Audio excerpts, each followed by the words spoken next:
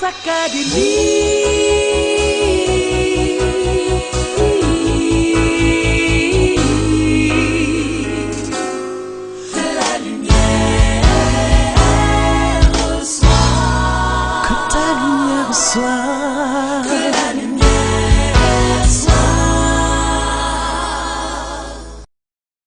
a mis en toi ce qu'il faut pour que tu puisses t'étendre, te reproduire. C'est ça, soyez maître de tout ce qui vit. Si tu ne sèmes pas, si tu n'enterres pas ton grain, ça ne va pas pousser.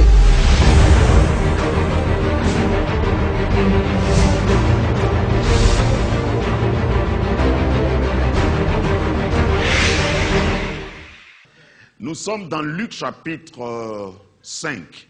Luc chapitre 5. Et nous allons prendre un exemple de quelque chose qui s'est passé même au temps de Jésus. Parce que quand on parle de restauration intégrale, quand on parle de rattrapage, quand on parle d'accélération, parce que tous ces thèmes-là se raccrochent, hein, c'est comme un maillon d'une même chaîne. Et dans cette année 2017, c'est ce qui va se passer. Tu n'es pas obligé de croire avant que ça se passe dans ma vie. Si tu veux, tu peux ne pas croire, mais moi je sais que ça va se passer dans ma vie. Amen. Luc chapitre 5, nous allons lire à partir du verset 1 pour une meilleure compréhension de la parole de Dieu. Comme Jésus se trouvait auprès du lac de Génézareth et que la foule se pressait autour de lui pour entendre la parole de Dieu, il vit au bord du lac 2 barques d'où les pêcheurs étaient descendus pour laver leurs filets. Il monta dans l'une de ces barques qui était à Simon et il le pria de s'éloigner un peu de terre. Puis il s'assit et de la barque il enseignait la foule. Lorsqu'il eut cessé de parler, il dit à Simon, « Avance en pleine eau et jetez vos filets pour pêcher. » Simon lui répondit, « Maître, nous avons travaillé toute la nuit sans rien prendre, mais sur ta parole, je jetterai le filet. » L'ayant jeté, il prit une grande quantité de poissons et leurs filets se rompaient. Il fit signe à leurs compagnons qui étaient dans l'autre barque de venir les aider. Ils vinrent et il remplit les 2 barques au point qu'elles enfonçaient. Quand il vit cela, Simon-Pierre tomba aux genoux de Jésus et dit, « Seigneur, retire-toi de moi, parce que je suis un homme pécheur. » Que Dieu bénisse sa parole. Prions. Merci Seigneur pour cette occasion qui nous permet encore de voir ce que tu as prévu pour nous pendant cette année 2017 et pendant cette saison que tu inaugures pour nous. Merci parce que ta parole est la vérité. Ta parole crée. Ta parole est un marteau qui brise le roc. Seigneur, que cette parole brise tout obstacle, toute forteresse dans nos vies. Seigneur, sur cette parole, nous voulons jeter nos filets. Nous ne voyons pas ce qu'il y a au fond de l'eau. Nous ne voyons pas ce qu'il y a, ce que 2017 renferme. Mais sur ta parole, que nos filets attrapent beaucoup de poissons. Merci parce que tu vas bénir quelqu'un. Tu changeras la situation de quelqu'un à travers cette parole, ici et là-bas. Et nous te disons merci d'avance au nom puissant de Jésus. Amen. Reprends ta place. Ici, nous voyons un récit, quelque chose qui s'est passé dans le cours de l'histoire de Jésus et de ses disciples. Si tu ne le réalises pas, Jésus marchait physiquement sur la terre. Jésus a eu un métier, il était charpentier. Charpentier veut dire qu'il construisait aussi les barques. Ce n'est pas seulement pour les toits. Donc, certainement que Jésus peut-être connaissait le fonctionnement ou comment on fabrique une barque. Je ne sais pas si Simon et sa famille, parce que Simon était pêcheur. Lui et ses copains étaient pêcheurs. Et Simon avait une entreprise familiale. On a dit que les fils de Zébédée faisaient la pêche ensemble. Donc c'est un peu deux techniciens, deux spécialistes dans deux différents domaines qu'on voit ici. Jésus charpentier, Pierre pêcheur professionnel. Il vivait de ça. Le Jésus que j'adore, c'est que j'ai besoin chaque jour d'avoir quelque chose. Le Jésus que j'adore m'accompagne chaque jour dans mes rendez-vous d'affaires parce qu'il sait que c'est nécessaire. Donc, voyez Jésus dans ce contexte qui rencontre Pierre. Il était au bord d'un lac, je ne vais pas trop parler du lac de Génézareth, mais surtout de l'eau. Quand vous êtes sur l'eau, il y a des ressources sous l'eau, il y a des richesses sous l'eau, mais il faut que vous ayez une technique pour pouvoir prendre ces richesses. Au Burkina, il y a des richesses. Le Burkina n'est pas pauvre, contrairement à ce qu'on t'a dit. Hein? Un pays, comme j'aime le dire, un pays n'est jamais plus riche que ses habitants. Si la mentalité de l'habitant du pays est pauvre, le pays devient pauvre. Mais si tu es riche mentalement, le pays va cracher les richesses qui sont en bas pour toi. Alors, c'était le cas de Pierre et de ses compagnons. Ils ne croyaient pas que le lac de Génézareth était sans poissons, sans provisions. Ils savaient qu'il y avait quelque chose, mais ce que je voudrais que vous compreniez ici est que malgré tes techniques, malgré tes efforts, quelquefois tu peux passer toute une nuit à travailler et puis le lendemain, au lever du jour, tu n'as rien à présenter. Est-ce que quelqu'un peut lever la main pour me faire signe que j'ai raison quand je dis ça? Ce n'est pas parce que tu as beaucoup travaillé ou que tu as travaillé durement que tu vas devenir riche, que tu vas avoir le fruit de ton travail. Il y en a qui se lèvent tôt, qui se couchent tard, dit la parole de Dieu, mais ils n'ont rien. Même les petits des lions, les lionceaux, peuvent éprouver la disette. Le secret de ceux qui ont en abondance, c'est quand ils se donnent au Seigneur, quand ils comptent sur le Seigneur. Et c'est ce que nous voulons voir ici. Normalement, il pouvait y avoir débat. Et c'est par respect que Pierre a dit ce qu'il a dit. Au verset 5, il dit, « Bon, en tout cas, nous avons pêché toute la nuit sans rien attraper. » Parce que techniquement, sur le lac de Génézareth, c'est la nuit que les poissons sortent et viennent vers là où ils pêchent. Généralement, c'est quand tu as un bras long que tu peux espérer avoir quelque chose. Il faut connaître quelqu'un qui connaît quelqu'un, comme on dit. Sinon, quelquefois, tu peux travailler en vain. Et si tu vis dans le monde réel, tu sais que ce n'est pas tes diplômes qui te donnent forcément les positions ou les postes. Mais on peut avoir utilisé tout ça. Et puis, à la fin, on n'a rien. Mais le Seigneur m'envoie te dire qu'en cette année, il y aura une restauration intégrale. La restauration ici se situe dans le fait que pendant toute une nuit, parce que quand tu travailles la nuit, c'est quand même un sacrifice. Généralement, dans certains services, quand c'est un service de nuit, tu es payé doublement. Le salaire est plus conséquent, plus consistant. La nuit, ils ont travaillé, Simon, Pierre et ses compagnons. Et voilà Jésus qui vient au lever du jour, parce que je vous ai dit que chaque fois, je vais vous donner quelles sont les recettes pour pouvoir avoir cette restauration intégrale. Pour Joseph, je voudrais dire qu'il était intègre, il était fidèle. Dans le problème, il est resté fidèle. Il ne s'est pas souillé. Pour Daniel, il ne s'est pas souillé. C'est pourquoi Dieu les a restaurés. Ici également, nous voyons que Jésus vient vers eux le matin. Dis à ton voisin, Jésus a besoin de toi. Il vient et il demande la barque. La barque ici peut représenter ce que tu as comme talent, ce que tu as comme capacité, ce que tu as comme atout, ce que tu as comme spécialité, ce que tu as comme valeur. Si tu retires une barque à un pêcheur, il ne peut plus rien faire. Malheureusement, il y a des gens qui viennent au Seigneur, comme je disais tout à l'heure pendant les offrandes, et qui disent, Seigneur, tu peux prendre tout sauf mon argent. Hein? Tu sais que c'est même un effort que j'ai fait pour venir t'adorer dimanche. Tu veux quoi encore?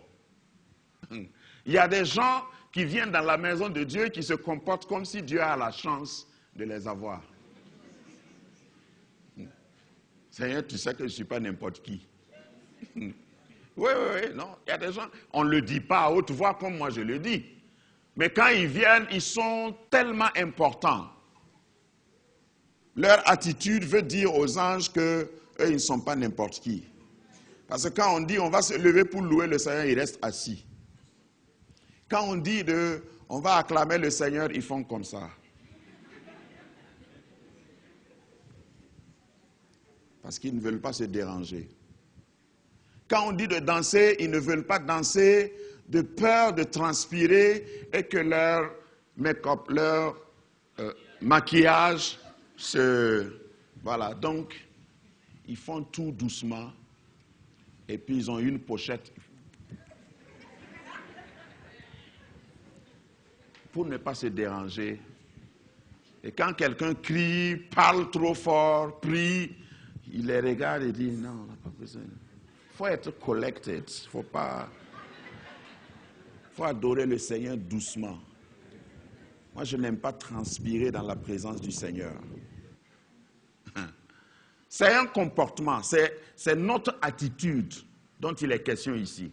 Pierre, le matin, était en train de laver ses filets avec regret. Ils étaient en train de penser, qu'est-ce que nous allons aller dire à nos femmes, pardon. Qu'est-ce que nous allons dire à nos enfants? Parce qu'on va repartir à la maison bredouille. Chaque pêcheur, dans ce contexte-là, avait une famille, et vous savez que Pierre au moins avait une famille. Et quand ils vont rentrer, les enfants vont les rencontrer pour les accueillir, pensant avoir quelque chose, et ils n'avaient rien. C'est Pierre lui-même qui l'a dit. Et en ce moment, Jésus vient, quand ils n'ont rien, pour dire, serre-moi. Il y a des gens que Jésus intercepte quand ils n'ont rien, il dit, serre-moi. Et puis il dit, Seigneur, bon, donne-moi d'abord avant que je te serve. Parce qu'il y a beaucoup de chrétiens qui pensent qu'il faut que Dieu les bénisse d'abord. Seigneur, bénis-moi d'abord. Si tu m'avais béni comme mon voisin, j'allais te servir. Ce n'est pas pour rien que je ne viens pas ici tout le temps. Parce que lui, tu l'as béni, tu as vu, non? Il est venu même en voiture. Et puis ça fait la 3e fois qu'il change de voiture. Moi, je suis ici depuis longtemps, là, tu m'as oublié. Ce n'est pas au moment où tu as tout que Dieu a besoin de toi. Ce n'est pas au moment où tu as réussi que Dieu a besoin de toi. Pierre n'avait rien. Quand nous lisons comme ça, ça passe inaperçu. Mais quand tu t'arrêtes un peu et puis tu réfléchis, le monsieur avait des problèmes. Qui a des problèmes? Ne lève pas la main à cause de ton voisin. Mais nous venons devant le Seigneur et quelquefois on a des problèmes. Et quand on a des problèmes à l'église, le plus souvent on dit, Seigneur, parle-moi. Fais un miracle pour moi. Alors que Dieu veut souvent que tu le serves avant qu'il fasse un miracle. Dans la parole de Dieu, selon la logique de la parole de Dieu, les principes de la parole de Dieu, les miracles suivent toujours. Les miracles ne sont jamais devant nous. Ils sont derrière nous. Il faut faire d'abord quelque chose et puis le miracle suit. Grâce Académie, une vision, une plateforme, un cadre d'expression et d'épanouissement pour tout l'homme. Une ambassade du royaume de Dieu, un peuple d'adorateurs, un centre multiracial, une église sans cloison avec pour seule passion vivre la réalité de l'évangile de Jésus-Christ. Grâce Académie, une voix prophétique et une vision pour sa génération. Situé à Ouagadougou, à 700 mètres de l'ambassade des États-Unis, côté Est. Grâce Académie. Jésus dit à Pierre, passe-moi ta barque. Ma barque? Tu sais combien ça coûte? Ah, Jésus, tu n'exagères pas? Tu veux toute ma barque, tu veux ma profession, tu veux mon diplôme, tu veux mon temps. Tu as fini de me demander la dîme, tu veux même toute la barque. Je t'ai donné une offrande hier, ça ne te suffit pas, hein? C'est ma barque que tu veux. Mais Pierre n'a pas discuté. Jésus dit, avance en pleine eau. Non content d'avoir sa barque, Pierre devait maintenir la barque parce que si vous êtes attentif, vous savez qu'une barque ne peut pas rester sur place, sur la mer. Il faut que quelqu'un tienne la barque. Quelqu'un aurait dit, Seigneur, tu n'exagères pas. Moi, je vais lutter pour maintenir la barque et toi, tu ne fais rien.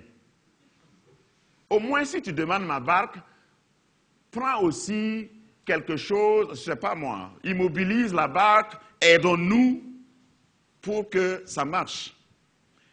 Mais c'est Pierre qui devait maintenir la barque. Peut-être qu'il s'est fait aider par ses copains, maintenir la barque sur place pour que Jésus parle à la foule qui est au bord du rivage. Et peut-être que Jésus n'a même pas dit, grâce à Pierre, je peux vous prêcher. Acclamez le Seigneur pour Pierre. Parce qu'il y a des gens qui réclament ça. S'ils font quelque chose pour le Seigneur, pour l'Église, pour le ministère, ils veulent qu'on annonce. Voilà. Si ce n'est pas à cause de moi, est-ce que vous allez pouvoir même rester ici? Voilà. Dieu même sait, Dieu sait que dans l'église, ça là, si moi je ne donne pas ma dîme, le pasteur même va mourir de faim. Mais Jésus n'a pas parlé de Pierre pendant le processus. Il n'a pas parlé de Pierre. Et je voudrais dire à quelqu'un, tu te sacrifies, tu as fait des sacrifices, tu as fait des dons, des offrandes, et puis ton nom n'a apparu nulle part. Au fait, Dieu ne t'a pas oublié. Il n'est pas injuste, dit Hébreu, pour oublier tes bonnes œuvres. Il y a un jour de paix qui arrive. Ici, dans le contexte, tout le monde est parti. Quand Jésus a fini, on dit quand il a fini de prêcher. Il a fini de prêcher, peut-être qu'il a fait un appel et puis les gens se sont convertis. Pierre est resté dans l'anonymat. Maintenant, quand tout le monde est parti, il dit à Pierre, avance en pleine eau et jette ton filet. Ça, c'est une autre étape vers la restauration intégrale. Il faut avancer en pleine eau. Avancer en pleine eau, je peux m'étaler là-dessus. Ça veut dire, fais davantage ce que tu faisais. Tu n'étais même pas en pleine eau. Jésus a dit, avance un peu. Donc, il n'était pas sur la rive, il était un peu loin de la rive. Après avoir fini, il dit, avance encore plus loin. Lorsque tu es avec Jésus, il faut chercher à avancer. Tu as fait quelque chose l'année passée, Dieu veut que tu avances encore en pleine eau. Tu as peut-être un projet que tu as fait, Dieu veut que tu fasses un projet plus grand. Avance en pleine eau. Et quand Pierre a accepté, avant d'accepter, il a fait remarquer à Jésus, bon, avec tout le respect que je te dois, toi tu es charpentier, moi je suis pêcheur professionnel. Pendant la journée, il n'y a pas de poisson. C'est pendant la nuit qu'il y a poisson. Dieu va te donner un miracle hors saison. Parce que le Dieu que nous servons, quand il veut te bénir, il ne consulte pas le temps et la météo. Il va changer, il va organiser. S'il faut que les nuages se rassemblent, les nuages vont se rassembler immédiatement. Pour toi, les poissons connaissent leur Créateur. C'est parce que c'est Jésus qui a parlé. Il a dit, Bon, nous avons péché toute la nuit, nous n'avons rien eu, mais sur ta parole, je jetterai mon filet. Et ici, je voudrais m'arrêter un peu pour te dire que la plus grande condition, le plus grand catalyseur de ta restauration, c'est la parole de Dieu. Si tu ne connais pas la parole de Dieu, tu ne connaîtras pas la restauration intégrale. Si tu n'obéis pas, tu n'agis pas sur la parole de Dieu, pas à côté, mais sur la parole de Dieu. Regardez ce qu'il a dit. Sur ta parole. Nous avons péché toute la nuit, nous avons travaillé, il a dit. Il a même dit travailler. Ça veut dire qu'ils ont utilisé toutes les techniques possibles, sans rien prendre. Mais, sur ta parole, je jetterai mon filet. Si tu jettes ton filet sur la parole de Dieu, c'est-à-dire tu obéis, tu mets littéralement en pratique la parole de Dieu, bon, d'abord il faut la connaître. Beaucoup de chrétiens ne connaissent pas la parole de Dieu. Si tu ne connais pas la parole de Dieu, tu ne peux pas agir selon la parole de Dieu. Les jeudis, nous avons consacré à l'étude biblique.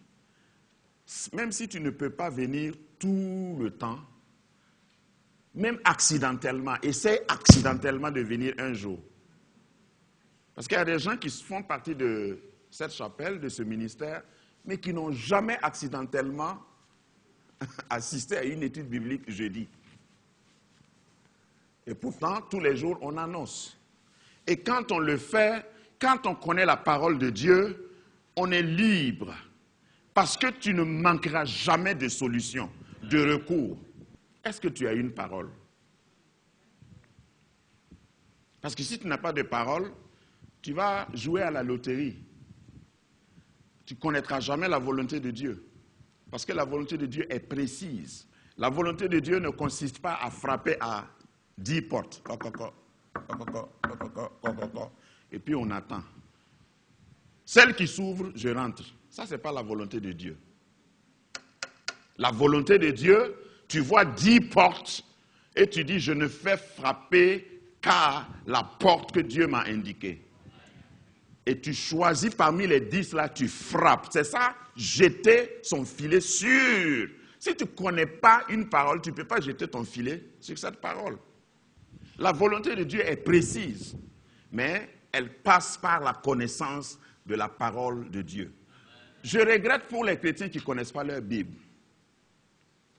Je suis désolé même pour les prophètes qui ne connaissent pas leur Bible. I am sorry.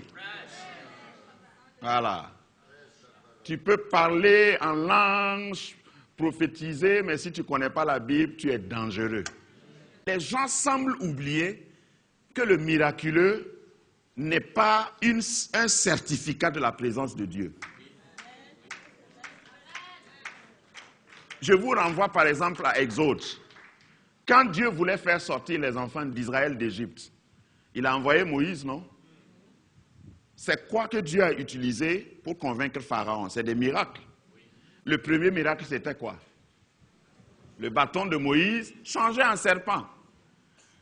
Au premier coup, les magiciens ont dit, ah, mais c'est ça là, nous aussi on peut faire ça. Et puis ils sont venus. Moïse avait un seul bâton.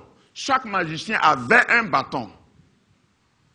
Le palais autour du trône de Pharaon, il y avait plein de serpents.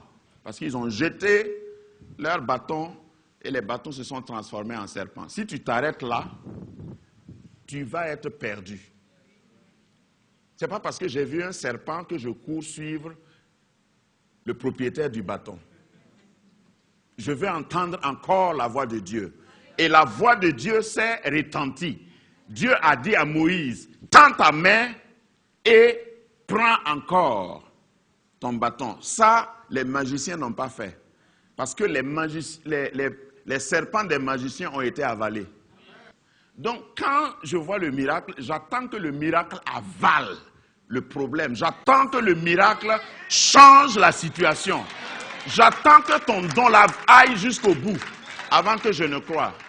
Si tu veux être un chrétien mûr aujourd'hui, repars à la parole de Dieu. Jette toujours ton filet sur la parole de Dieu. Sinon, tu vas avoir un gros filet, mais tu n'attraperas rien. Tu n'attraperas que des cancrelats, des cafards. Parce que dans la mer, là, il y a plein de choses. Mais si c'est sur la parole, si c'est sur la parole que tu jettes ton filet, tu ne seras jamais déçu. Béni soit Dieu pour les miracles. Il faut que dans cette église, il y ait des miracles. Mais il faut que ce soit sur la parole. Je ne veux pas une pêche miraculeuse en dehors de la parole. Je veux attraper des poissons qui sont attirés par la parole. Je veux nourrir ma famille par des gains qui sont attirés par la parole. Parce que je peux m'étaler. Il y a des opportunités qu'on va te donner. Si tu ne connais pas la parole de Dieu, tu vas dire hey, Dieu s'est souvenu de moi. Mais la source, c'est quoi? Donc, quand tu ne connais pas la parole de Dieu, ta prière même peut être faussée dès la base. Et toutes les voix que tu vas entendre, ça va être faux. Et tu vas agir dans le faux, tu ne jetteras pas ton filet sur la parole. Plaise à Dieu qu'il ouvre tes yeux, qu'il te donne même l'appétit de la parole. Que rien ne remplace la parole de Dieu. Et deuxièmement, la façon d'entendre la voix de Dieu, il y a plusieurs manières d'entendre la voix de Dieu. Tu peux prier, demander à Dieu de te parler, mais lorsque Dieu sait que tu n'as pas le niveau pour comprendre, parce que nous avons tous des niveaux différents, Dieu peut passer par quelqu'un d'autre pour te parler. Mais si tu refuses de t'approcher de ces personnes-là, je prends comme exemple Samuel dans la maison de Dieu. Le petit dormait littéralement dans la maison de Dieu. Samuel. Sa mère l'a consacré. Il dormait là. Et Dieu décide de parler à Samuel. Et Dieu connaissait le prénom de Samuel. Et Dieu l'appelle. Samuel! Samuel! Qu'est-ce que Samuel a fait? Il s'est levé et il est allé chez Élie. Parce qu'il y a des gens qui pensent qu'ils n'ont pas besoin d'un Élie dans leur vie. Dieu va parler, mais tu ne vas pas comprendre si tu n'as pas de Élie. Il est parti chez Élie parce qu'il respectait Élie. Ça, c'est une autre étape dans la connaissance de la parole. Tu ne peux pas connaître la parole tout seul, toute seule. Dieu a mis des gens sur ta route pour quelquefois t'apprendre à connaître la parole de Dieu. Et il y a deux niveaux dans la connaissance de la parole de Dieu. Il y a connaître la parole et à connaître la voix de Dieu. Ça fait deux. Grâce à